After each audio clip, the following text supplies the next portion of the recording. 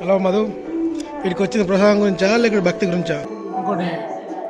ఇంకోసారి ప్రసాదం తీసుకొచ్చి కోడు భయపడతాడు చూడండి.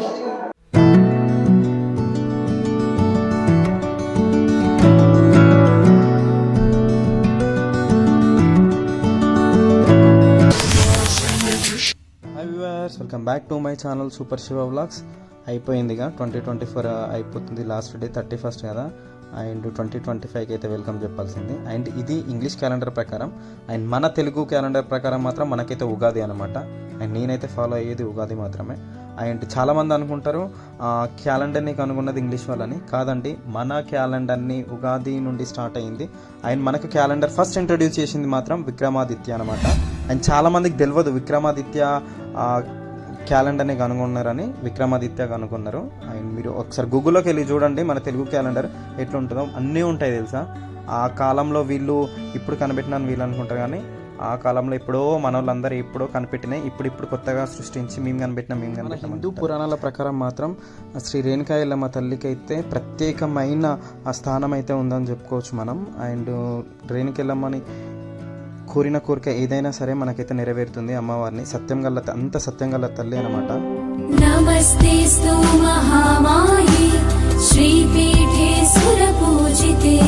మనము ఏ గుడికి వెళ్ళినా సరే కానీ సాష్టాంగ నమస్కారం చేసి అయితే మనం దేవుణ్ణి నమస్కరించుకోవాలి. దేవుణ్ణి ఎప్పుడూ కూడా మనము కాళ్ళ దగ్గర నుండి స్టార్ట్ చేసి పై వరకు హెడ్ వరకు చూడాలన్నమాట. సడన్గా మనమైతే దేవుణ్ణి ఫేస్ అయితే చూడొద్దు.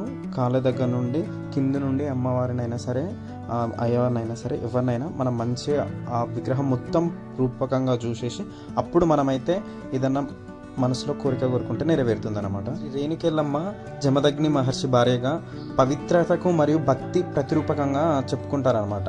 అండ్ ఆమె కుమారుడు వచ్చేసి అయితే పరశురాముడు, ఒక ఋషిగా కూడా చాలా పెద్ద ప్రసిద్ధి చెందినవాడే అనమాట. ఆయన కూడా శ్రీ రేణుకెళ్ళమ్మ భర్తకు పూర్తిగా విధేయతతో జీవించింది.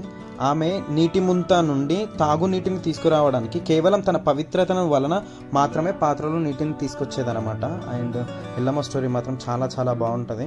అండ్ ఎల్లమ్మ స్టోరీ చెప్పడానికి జీవితకరిత చెప్పడానికి ఒగ్గోళ్ళు అయితే ఉంటారు, బైన్లోళ్ళు ఒగ్గోళ్ళు అయితే చెప్తుంటారు అనమాట. అండ్ అమ్మవారికి బోనాలు సమర్పిస్తూ ఉంటారు. అండ్ మహిళలు ప్రత్యేకంగా ఒడిబియ్యాలు పోస్తూ ఉంటారు. తెలంగాణ, కర్ణాటక, మహారాష్ట్ర ప్రాంతాల్లో శ్రీ రేణుకమ్మ ఎల్లమ్మకి జాతరలు కూడా జరుగుతూ ఉంటాయి అన్నమాట. ముఖ్యంగా తెలంగాణలో ఆలేడు, కోదాడ, బీదర్ ప్రాంతాల్లో పెద్ద ఎత్తున జాతరలు అయితే నిర్వహిస్తుంటారు. ప్రసిద్ధ ఆలయాలు అయితే మనకు మహబూబ్ నగర్ జిల్లాలో ఆలేరులో ఉందన్నమాట. బీదర్, కర్ణాటక, రాయచూర్ వీటిలలో చాలా ప్రసిద్ధ ఆలయాలు అయితే ఉన్నాయి. ఆమె భక్తితో మొక్కిన వారందరికీ ఆరోగ్యం, సంపద మరియు కుటుంబ శ్రేయస్సు అయితే కలుగుతుంది. జై ఎల్లమ్మ తల్లి.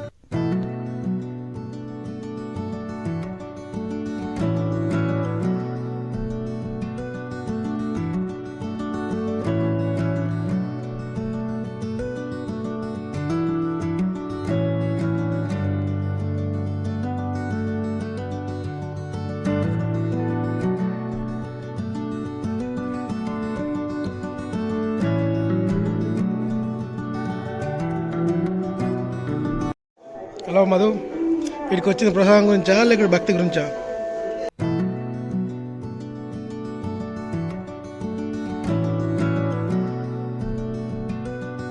ఇంకోసారి ప్రసాదం తీసుకొచ్చుకుంటాను చూడండి.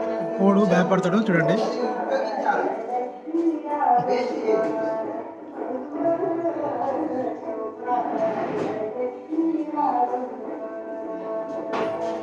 తీసుకొస్తున్నాడు బాగానే ప్రసాదం మళ్ళీ తీసుకున్నాడు విజయవంతంగా. తగ్గేదిలే అనుకుంటా మధు, ఏమంటే తగ్గేదిలే అంటున్నాడు.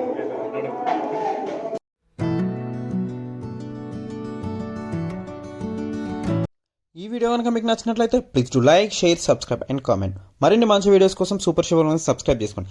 బెల్ ఐకాన్ ప్రెస్ చేయండి. నేను పెట్టే ప్రతి వీడియో కూడా మీకు నోటిఫికేషన్ వస్తుంది అనమాట. ఓకేనా, బాయ్, ఉంటా.